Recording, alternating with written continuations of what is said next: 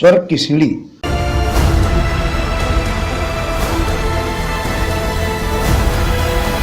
आज के युग में बड़ा अटपटा सा लगता है कि स्वर्ग की सीढ़ी आज भला विज्ञान के युग में हवाई यात्रा से कुछ भी मुश्किल नहीं है, परंतु जब अध्यात्म में मनुष्य आता है उसे सच्ची दशा और इज्जत दोनों मिल जाती है।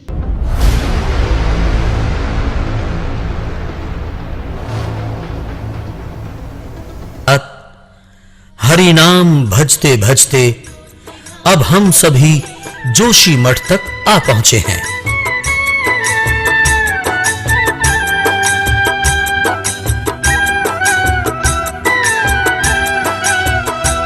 देवों की भूमि उत्तराखंड में ये धाम है, दर्शन यहाँ का करते बनते सारे काम है।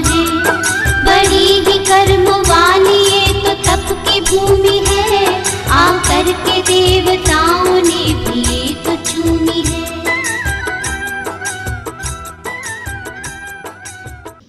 विज्ञान ने चाहे कितनी भी सफलता पाली हो, परंतु ईश्वर के कार्यों की बराबरी किसी से भी कभी नहीं हो सकती।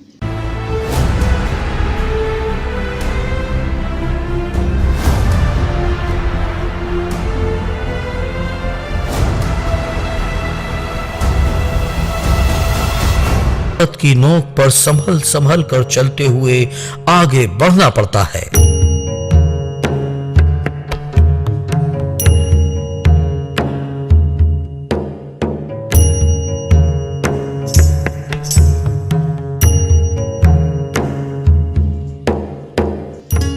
युग भी सत्य है, ईश्वर भी सत्य है, और है तो ये भी सत्य है कि ईश्वर की सीढ़ी भी है, वो भी सत्य है। महाराष्ट्र के देशमुख परिवार से ताल्लुक रखने वाली 9 वर्षीय बालिका भक्ति भाव में ऐसी पड़ी कि उसे और कुछ सूझा ही नहीं, और इतनी भक्ति भाव देख कर रखे कि स्वर्ग की सीढ़ी तक जा पहुंची। जी हाँ, वह 9 वर्षीय बालिका आज माता देवर्षि दुर्गा देवी के नाम से जानी जाती है। जून अखाड़े की महामंडलेश्वर देवर्षि माता दुर्गा देवी लगातार 12 वर्षों से पर्वत की ऊंची चोटी पर भगवान के ध्यान में साधना कर रही हैं और वहां के चमत्कारों का आनंद ले रही हैं। कुछ महाभारत के अंतिम क्षण थे कि जब पांडव विजय पाकर स्वर्ग की तरफ लौट रहे थे, तब एक एक प्रश्न में सभी अटकते गए। इस कारण से प्रत्येक भाई की मृत्यु लोक में ही मृत्यु हो गई और वे से शरीर स्वर्ग नहीं जा पाए, परंतु युधिष्ठिर धर्मराज के साथ स्वर्ग को गए इसी मार्ग से। इसलिए इन सीढ़ियों को वहां पाया जाता है। कहते हैं इस पर्वत पर इतनी ऊंचाई है कि वहां पर सांस लेने के लिए ऑक्सीजन तक नहीं है, और रास्ते इतने सकरे हैं कि अगर एक क्षण भी ध्यान हटा तो कई हजार फीट नीचे आ सकते हैं। आइए देखते हैं कुछ झलकियां।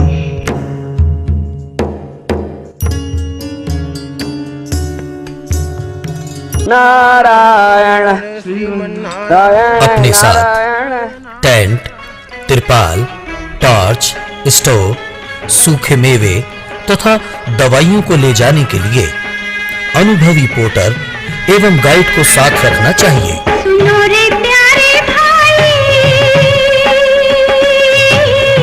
प्रभु के भरोसे हाको गाड़ी,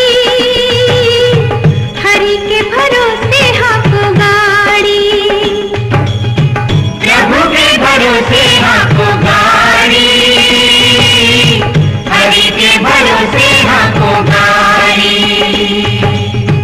ना जाने कब टूट पड़े माथे पे काल कुल्हाड़ी, प्रभु के भरोसे हाको गाड़ी। ये है आनंदवन।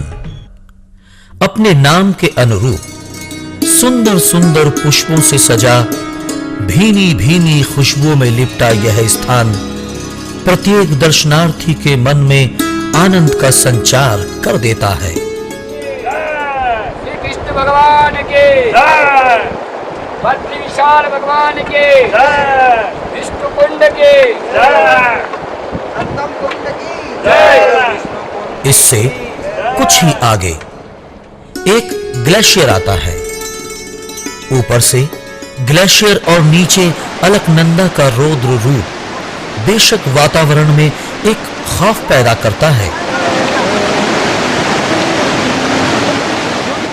लेकिन जिस प्राणी के सर पे नारायण का हाथ हो, उनके संग भय की क्या बात। कुंड की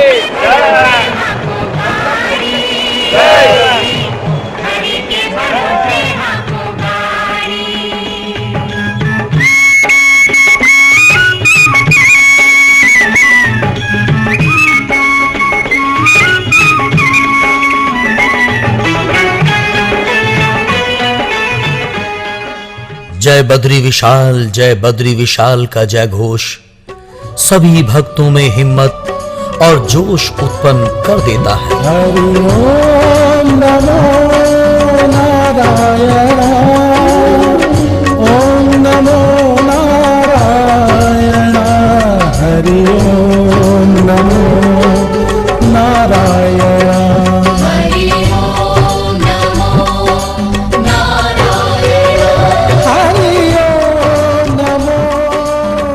इतने कठिन रास्तों और वहां के दुर्गम स्थानों पर माता देवर्षि कहती है कि शत्रुपंथ वह स्थान है जहां पर पांडव गए थे। उनका यह भी कहना है कि उन्हें कई आकाशवाणी आती थी और उन्हें शत्रुपंथ की बात बताती थी। हमारे जीवन में एक पड़ाव आया है तो उसमें हमें बार बार आकाशवाणी हुई कि उठो सत्वपंथ जाओ। हमारे जो गुरुजी थे, हमारे गद्दी के गुरुजी स्वामी जगत गुरु विद्याभास्कर जी महाराज, उनसे हमने राय ली कि महाराज जी क्या किया जाए, ऐसी बार बार आकाशवाणी हो रही। तो उन्होंने कहा कि आपको जाना पड़ेगा वहाँ पे। बार बार होती भविष्यवाणियों के बीच साध्वी दुर्गा कई बार सहम जाती।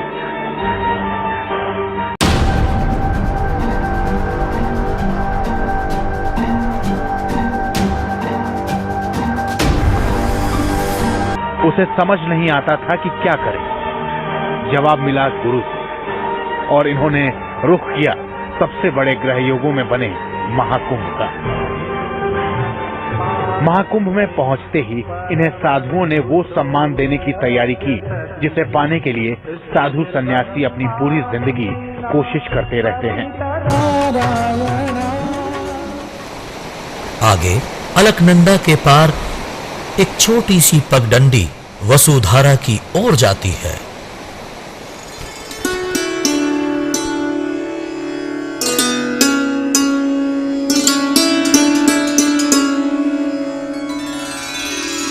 आगे निरंतर हम आपको स्वर्ग की सीढ़ी की कथा बताते रहेंगे।